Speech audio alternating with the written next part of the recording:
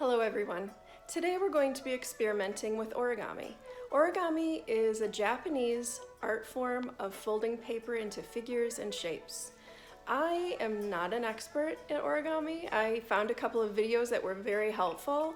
While I was watching them, I would pause them and do the folds and then rewind and watch again and again. I did a lot of practice before mine even started looking like what they were supposed to.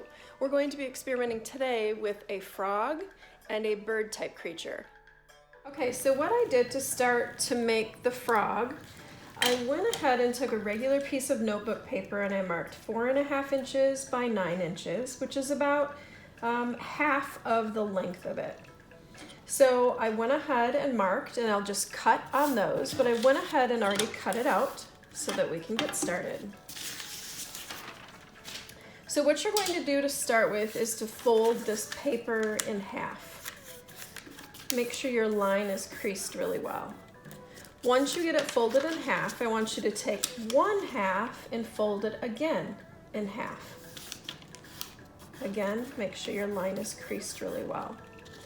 Unfold and then go corner to corner. Kind of put your finger on the crease so that it doesn't go past. Fold, unfold it, and go corner to corner again. Okay. Now you might have to recrease that center. What you're going to do is we're going to push that middle arrow in on both sides. This I found to be really difficult at first, so you might have to mess around with it to get it to work. And then crease that down. And then do the same thing on the other side. Fold it in half, open it, go corner to corner, crease, open, corner to corner again, crease. And now this is the part, make sure that middle crease is done, and we're going to fold that inside arrow in and fold this inside arrow in. And then give it a crease. The next thing you're going to do is you're going to take this corner and fold it up and out just a little bit. These are going to end up being the legs. Up and out just a little bit. Okay, oops. You're going to do the same thing on the bottom. Make sure they're sticking out a little bit past the edge.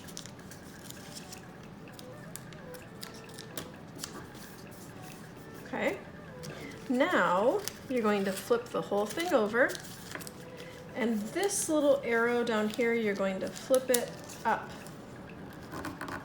Make sure that the edge that you're doing has a little pocket on each side. Flip up and crease, and then take this corner, flip it up, and tuck it right into that opening and give it a crease. The other side, the same thing. I'm going to tuck it right into that opening and give it a crease. Try to get it about the same as the other side, but it doesn't really matter. And then you're going to take the back part of it. You can kind of see it's the shape of the frog. Take the back part. Needs to have a fold this way. I use kind of this arrow part to try to fold it down.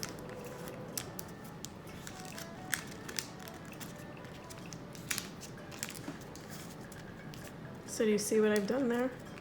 Kind of made that's the part that's going to make him hop. Crease it down really good. And here you have your frog. Now when I'm trying to flip it, my finger hits this part. So what I need to do is make this part a little bit smaller. So I'm going to make the fold farther down. There. Now it should work better. There we go.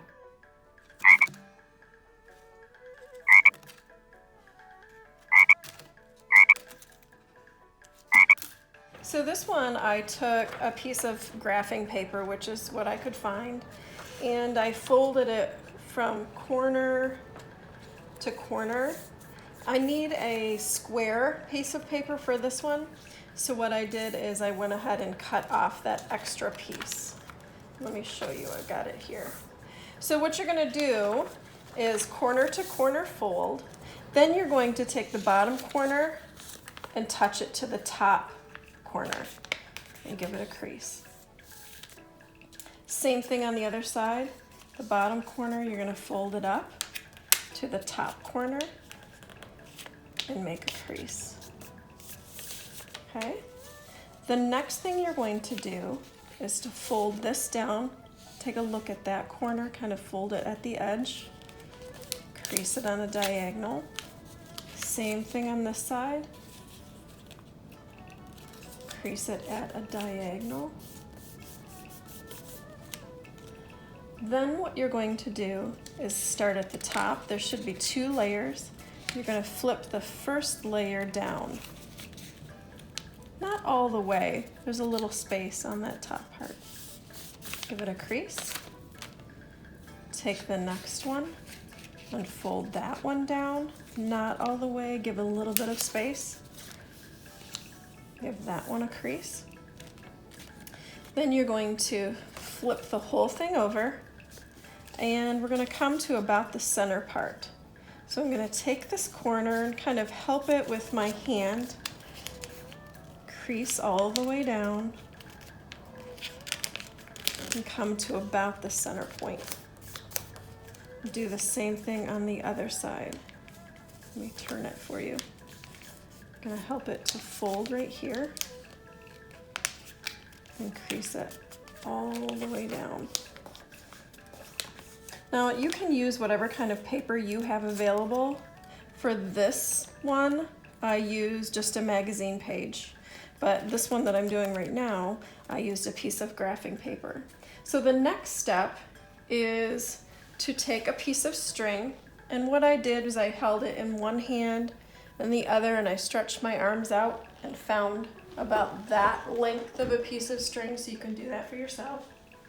You could use string, you could use a shoelace, you could use a sweatshirt tie, maybe to an old sweatshirt, or yarn would work. You're gonna place the string in, the loose edges down, and I used tape because that's what worked best for me, but you can glue it down as well. I taped down this edge with the string inside on that side. And taped down this edge so that they're secure. And what you have is, it looks kind of like a bat, but what I did was on this one, I went ahead and made a beak and just taped it down on the bottom as well. And I made tail feathers and kind of cut them so they had some frayed edges. And I also taped down some little eyeballs. You can be creative and make your own design, but I'm gonna show you how they work. Pretty cool. Okay, so I'm going to take the rope or the string, whatever you have, and I'm gonna loop it around the doorknob.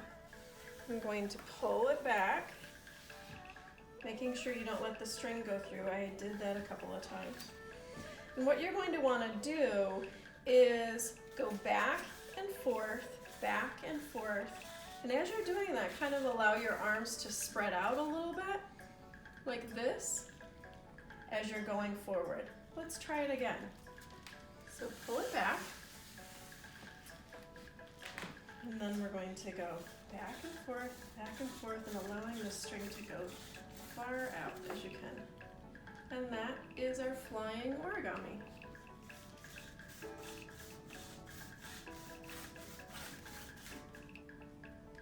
It's also very important to be mindful of when you are working. Just like what I did, I found myself getting frustrated, so I would take a couple of deep breaths in, hold it for a couple of seconds and then out. It kind of resets you so that you're not going to let the project get you frustrated. Sometimes I even had to take a break and walk away from it. Make sure that you're kind of mindful of how you're feeling when you're working. We are not going to get it right the first time. For me, this was something brand new, so I had to allow myself some time just to figure it out. It was fun after I got used to it, but make sure you're allowing yourself some time to figure it out.